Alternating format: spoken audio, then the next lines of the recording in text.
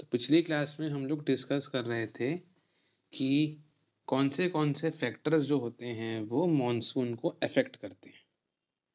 तो मैंने आपको 4 फैक्टर्स डिस्कस करवाए थे और आज 5th फैक्टर जो है हम लोग डिस्कस कर रहे हैं। 5वां फैक्टर लिख लीजिए, मूवमेंट ऑफ वेस्टर्ली। पहले आप लोग लिख लीजिए, फिर समझाता हूँ इस पॉइंट को। Movement of westerly jet stream to north of Himalaya, movement of westerly jet stream to north of Himalayas, and presence of tropical easterly jet stream over Indian Peninsula। इसको लिखिए, समझाता हूं मैं इसको। मैंने आप लोग को समझाया था इस चैप्टर में कि होता क्या है, ये जो जेट स्ट्रीम्स होती हैं, आपको मैंने पढ़ाया था इस चैप्टर में जेट स्ट्रीम्स के बारे में। जेट स्ट्रीम्स क्या होती हैं? जेट स्ट्रीम्स आपकी वो विंड्स होती हैं जो आपके फ्लो करती हैं या तो पोलर रीजन में या आपके सब ट्रॉपिकल रीजन में, क्योंकि सन की वजह से आपका इक्वेटर गर्म हो जाता है और उसकी वजह से क्या होता है कि ना सब ट्रॉपिकल थोड़ा सा ठंडा होता है और वहाँ से हवाएं चलती हैं। मैं दूसरे में तो हम लोगों ने डिस्कस किया था ना कि भाई आपकी जेट स्ट्रीम्स फ्लो करती हैं। एक बार दोबारा से ब्रीफ करता हूँ, जेट स्ट्रीम क्या होती हैं। जब सनलाइट गिरती है इक्वेटर पे, इक्वेटर गर्म हो जाता है और उसकी वजह से क्या होता है कि जो गर्म होने की वजह से इक्वेटर से हवाएं ऊपर जाती हैं और जाती नीचे हैं। अब होता क्या है कि ये जो हवाएं हैं वो जाके इस जगह पे इकट्ठी हो जाती हैं, यहाँ पर और यहाँ पर।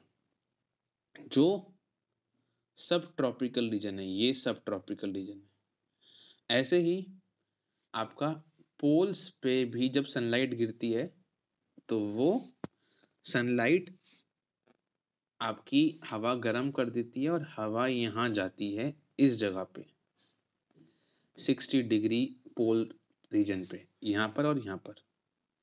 तो इस जगह पर और इस जगह पर हवाएं आती हैं, जो मैंने आपको मार्क किया है सामने। मैंने कहा कि होता यह है कि जब सनलाइट गिरती है इक्वेटर पे तो इक्वेटर गर्म हो जाता है, ठीक है। ऐसी जब सनलाइट गिरती है पोल्स पे, यहाँ पर और यहाँ पर, तो आपका गर्म हो जाता है ये वाला रीजन भी, पोलर रीजन। गर्म हवाएं ऊपर जाती हैं तो ये हवाएं कहाँ जाती हैं आपकी, जो इक्वेटर पे हवा गर्म हुई वो जाती है इस जगह पे, जो आपका 30 डिग्री है नॉर्थ में और 30 डिग्री साउथ में। जहाँ नीचे भी रही हैं और जहाँ ऊपर भी रही हैं हवाएं। ऐसे ही जब गर्म होता है पोलर रीजन तो हवाएं यहाँ आती हैं और यहाँ आती हैं 60 डिग्री पे। होता क्या है, इन 30 डिग्री वाले रीजन में और इन 60 डिग्री पोल रीजन में जब इतनी सारे हवाएं आ जाती हैं, एक मास ऑफ एयर इकट्ठा होता है, तो ये विंड्स फ्लो करती हैं आपकी वेस्ट टू ईस्ट, जिनको हम लोगों ने जेट स्ट्रीम कहा था। आपके इक्वेटर और पोल्स के सनलाइट गेन करने की वजह से 30 डिग्री और 60 डिग्री पे हवाएं इकट्ठी होती हैं और वो फ्लो करती हैं west to east due to Coriolis force, और ये आपकी जेट स्ट्रीम होती है। तो तो होता क्या है कि ना, अगर हम बात करें, ये जो जेट स्ट्रीम्स होती हैं, ये मैंने आपको बताया ना, ये वेस्ट टू ईस्ट फ्लो करती हैं, तो इसलिए इनका नाम होता है वेस्टर्ली जेट स्ट्रीम, क्योंकि ये वेस्ट से फ्लो करती हैं। अब वेस्टर्ली जेट स्ट्रीम्स जो होती हैं ना आपकी, वो हमेशा ये नहीं कि 30 डिग्री और 60 डिग्री पे ही फ्लो करती हैं इन जगह पर। एक्चुअली होता क्या है कि ना, मैंने आपको बताया था कि सन जो है वो ऊपर और नीचे होता रहता है।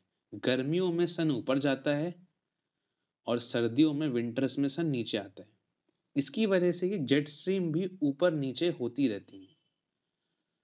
तो ये जेट स्ट्रीम जो होती हैं आपकी, ये आपकी ऊपर नीचे मूव करती रहती हैं, क्योंकि गर्मियों में सन ऊपर जा रहा है तो जेट स्ट्रीम्स यहाँ से थोड़ा ऊपर चली जाती हैं, और जब आपका आता है विंटर्स, तो विंटर्स में सन नीचे आता है, तो आपकी जेट स्ट्रीम जो है वो नीचे की तरफ आ जाती हैं। तो जेट स्ट्रीम के मूवमेंट की वजह से हमारे इंडिया का मॉनसून इफेक्ट होता है। मैंने आपको ये लिखवाया। दूसरा मैंने आपको बताया था ईस्टर्ली जेट स्ट्रीम के बारे में भी। मैंने ये तो बता दिया, वेस्टर्ली जेट स्ट्रीम आपकी जो है वो ऊपर नीचे मूव करती रहती हैं हमारे सन की वजह से। सन की वजह से ये जो वेस्टर्ली जेट स्ट्रीम है वो मूव करती रहती हैं। जब सन जाता ऊपर है गर्मियों में, तो ये जेट स्ट्रीम भी वेस्ट वाली जेट स्ट्रीम ऊपर जाती हैं, और जब आपकी सर्दियां आती हैं तो नीचे आता है सन, तो ये जेट स्ट्रीम भी नीचे आ जाती हैं। इनकी वजह से मॉनसून इफेक्ट होता है। दूसरा मैंने आपको बताया था कि जब तिब्बत में बहुत गर्मी पड़ती है, जैसे समर्स आते हैं, तो तिब्बत बहुत गर्म हो जाता है, और तिब्बत के गर्म होने की वजह से एक ईस्टर्ली जेट स्ट्रीम बनती है तिब्बत में, जो हमारे इंडिया से पास होती है, और वो भी मॉनसून इफेक्ट करती है। ये पढ़ा रखा है, तो वही मैंने पॉइंट यहाँ लिखवा दिया कि वेस्टर्ली जेट स्ट्रीम ऊपर नीचे मूव करते रहते हैं, और ईस्टर्ली जेट स्ट्रीम की वजह से हमारे इंडिया पे मॉनसून इफेक्ट होता है। अब ये हमने देख लिया था पांचवा पॉइंट। अब छठा पॉइंट आता है आपका। सिक्स्थ पॉइंट बहुत इंपॉर्टेंट है, जरा समझिएगा। सिक्स्थ पॉइंट में हमें दो चीजें पढ़नी है। एसओ जो होता है साउदर्न ऑसिलेशन, साउदर्न ऑसिलेशन,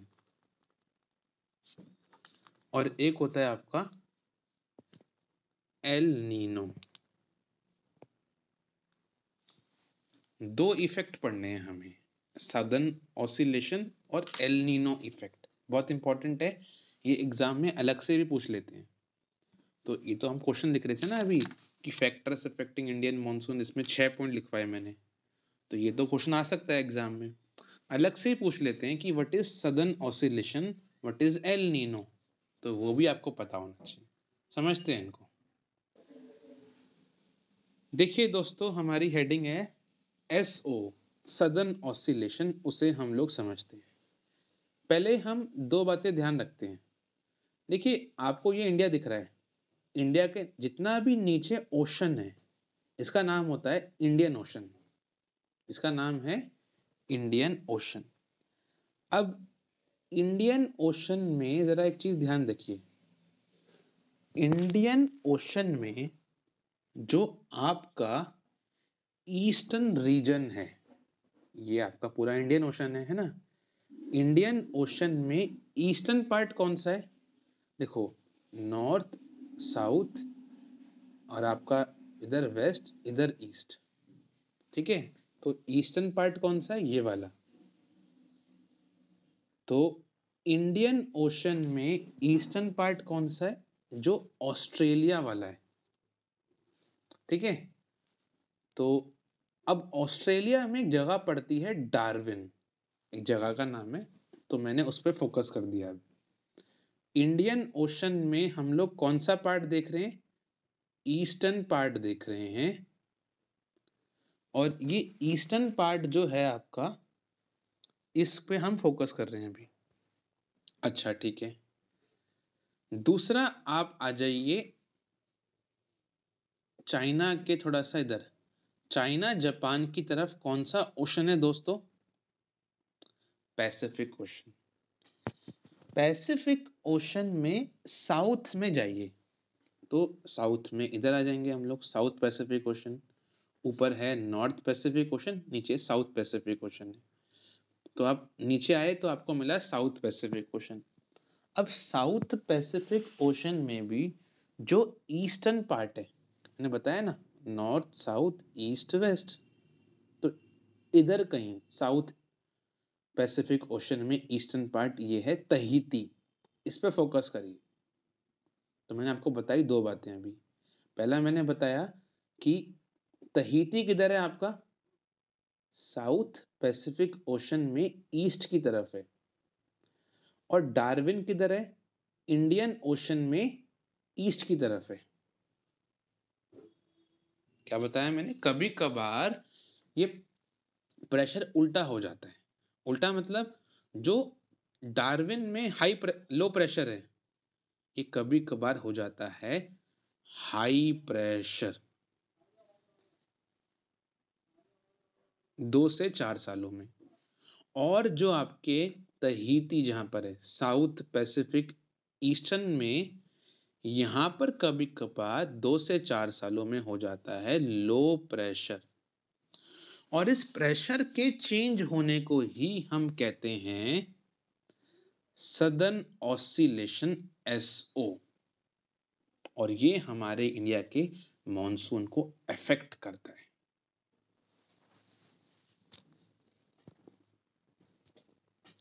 दी ट्रॉपिकल ईस्टर्न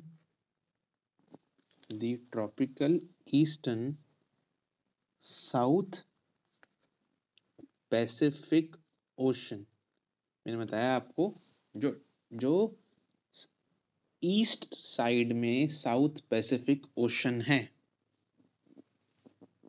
जैसे एग्जाम्पल की फॉर्म में मैंने बताया आपको तहीती जहां पर है वो साउथ पैसिफिक ओशन के ईस्टर्न पार्ट में। वहां क्या होता है? Has high pressure. जबकि ईस्ट में जो आपका इंडियन ओशन है एंड ईस्टर्न इंडियन ओशन, वहां क्या होता है? ईस्टर्न इंडियन ओशन पड़ता है जहां पर डार्विन है, वहां होता है low pressure. But in certain years, कुछ 2 से 4 सालों के अंदर, ये हर बार होता है ऐसा, हर 2-4 सालों में ऐसा होता है, but in certain years this pressure changes, ये प्रेशर अपने आप को चेंज कर लेता है। इसको हम बोलते हैं which is known as SO, southern oscillation. इस चेंज को एसओ के नाम से जानते हैं, सदर्न ऑसिलेशन। एंड दिस जो प्रेशर का डिफरेंस आया ना, यही पता लगाता है कि मॉनसून कितना तेज आए। This pressure difference is used to predict intensity of Indian monsoon. हमारे यहाँ का मॉनसून कितना जोर की आएगा ये पता लगाता है एसओ, सदर्न ऑसिलेशन। देखो होता क्या है कि ना, मैंने आप लोग को बताया था कि एसओ का मतलब है कि जनरली क्या होता है, साउथ पैसिफिक ओशन में होता है हाई प्रेशर जैसे तहीती में, और डार्विन है इंडियन ओशन में, वहां होता है आपका लो प्रेशर। ये जो है देखा जाता है। बट कभी कभार ये प्रेशर आपका होता है चेंज, ठीक है, इसे बोलते हैं एसओ। अगर ये चेंज नेगेटिव है, मतलब नेगेटिव का मतलब क्या है? देखो जनरली क्या होता है, तहेती में होता है हाई प्रेशर, डार्विन में होता है लो प्रेशर। अगर ऐसा है फिर तो ठीक है, हमारे यहाँ पर मॉनसून सही समय में आएगा। आपको पता होगा, या आपको बताऊंगा मैं अभी आगे, जून के महीने में आता है मॉनसून इंडिया में। अभी डायग्राम दिखाऊंगा, समझाऊंगा। बट अगर ये जून में कब आता है? जब तहीती में होता है हाई प्रेशर, डार्विन में होता है लो प्रेशर। बट मैंने बताया ना, हर 2 से 4 सालों में ये उल्टा हो जाता है। तहीती पे होता है लो प्रेशर, डार्विन में होता है हाई प्रेशर, जिसे हम एसओ बोल रहे हैं, है ना, जिसे हम लोग एसओ बोल रहे हैं।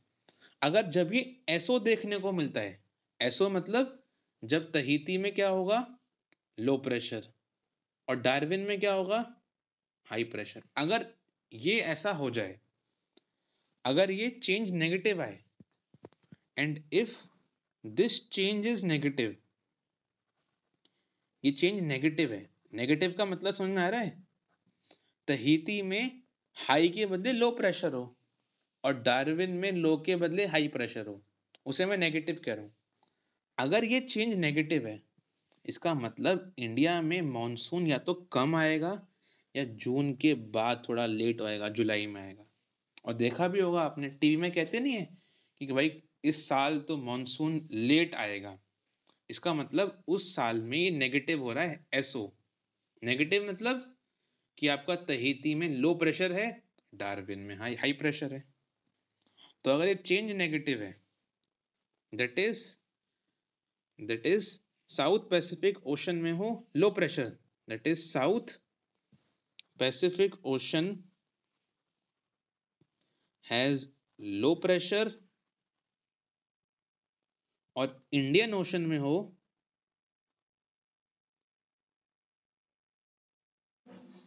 लो के बदले high pressure, it it means, इसका मतलब है कि इंडिया में मॉनसून या तो आएगा late, it means late monsoon India में आएगा, या फिर एवरेज मॉनसून आएगा इंडिया में। तो आप देख लो एसओ कैसे हमारे यहाँ के मॉनसून को अफेक्ट कर रहा है। देखो दोस्तों, अब हम समझते हैं एसओ के बाद एल नीनो इफेक्ट, ये क्या होता है। देखिए जनरली क्या होता है कि ना, पेरू की अगर हम बात करें, पेरू पेरू जो है आपका, पेरू आपको देखने को मिलता है आपके साउथ अमेरिका में। ये नॉर्थ अमेरिका है, ये आपका साउथ अमेरिका है। पेरू जो है साउथ अमेरिका में आपको देखने को मिलता है। जनरली क्या होता है कि जो पेरू है, पेरू के पास ठंडी ठंडी वाटर करंट्स फ्लो करती हैं, ठंडी ठंडी पानी की जो है वो फ्लो होता है पेरू के आसपास एरिया में। क्योंकि देखो ना आप, पेरू के आसपास पूरा ओशन ही तो है, पैसिफिक ओशन। तो पेरू से जो पानी बहता है वो ठंडा होता है, पेरू की तरफ ठंडा पानी फ्लो करता है आपका। बट हर 2 से 5 साल में देखा गया है कि पेरू की तरफ वार्म गर्म पानी भी फ्लो करता है, हर 2 से 5 साल में। और जब ये मैंने आपको बताया कि ये जो है आपका साउथ अमेरिका है, साउथ अमेरिका ऊपर नॉर्थ अमेरिका है, क्योंकि नॉर्थ में नॉर्थ अमेरिका है। साउथ अमेरिका की तरफ एक रीजन है जिसका नाम है पेरू, ये पेरू है। आपको मैं क्या बता रहा था दोस्तों, कि जनरली पेरू की तरफ कौन सी पानी चलता है, पेरू की तरफ आपका देखा गया है कि ना ठंडे कोल्ड पानी के जो हैं वो हवाएं चलती हैं। पेरू जो है, क्योंकि उसके चारों ओर पैसिफिक ओशन है, तो पेरू के तरफ जो है देखा गया है कि हर साल ठंडी ठंडी जो है यहाँ पर हवाएं चलती हैं, और ठंडा ठंडा पानी यहाँ पर मूव करता है हर साल पर पेरू में। जब ठंडी जब ठंडा पानी फ्लो करेगा दोस्तों, तो नेचुरल सी बात है कि पेरू की तरफ ठंडी हवाएं चलेंगी उसकी वजह से। बट हर 2 से 5 सालों में पेरू की तरफ गर्म वार्म करंट, पानी को करंट से बोल रहे हैं, वार्म करंट गर्म पानी फ्लो करता है, जिससे पेरू में गर्म हवाएं फ्लो करती हैं। हर 2 से 5 साल में ऐसा होता है। जब पेरू में ठंडी हवाएं चल रही थी, ठंडा पानी वहां से फ्लो कर रहा था। देखो जब भी ठंडा पानी फ्लो करेगा ना, तो वहां का प्रेशर जो है वो हाई हो जाएगा। ठंडे पानी से ठंडी हवाएं चलती हैं जिससे हाई हो जाता है pressure.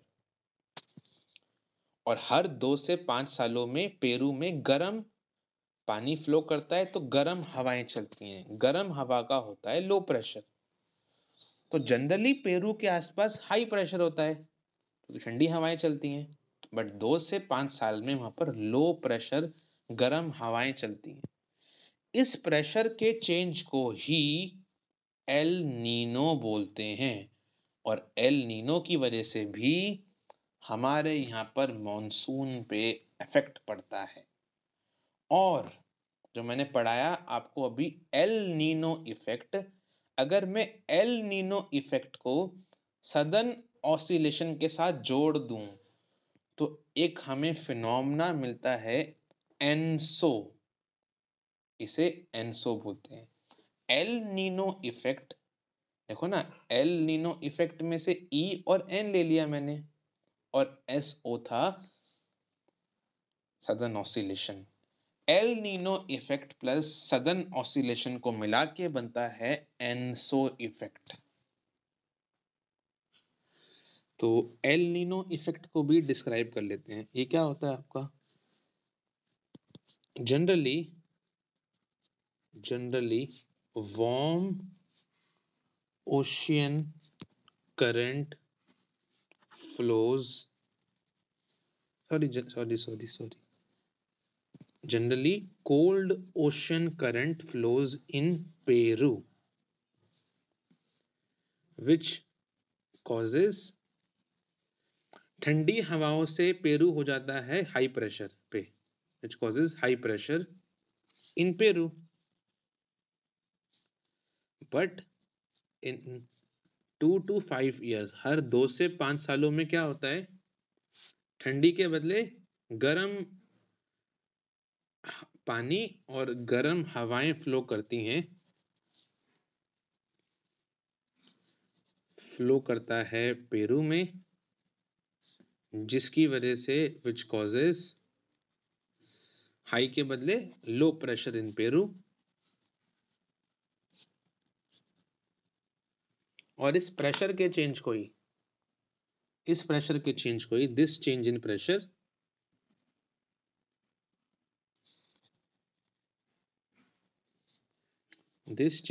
Pressure is called El Nino. इस प्रेशर के चेंज जो को पेरू पे एल नीनो के नाम से जानते हैं। और एक बस आखिरी चीज कि एल नीनो इफेक्ट को El Nino together with SO क्या था? Southern oscillation is called ENSO effect. ENSO की फुल फॉर्म क्या है? ई फॉर एल नीनो, हाँ, E for El Nino, SO El Nino southern oscillation. Copy कर लीजिए।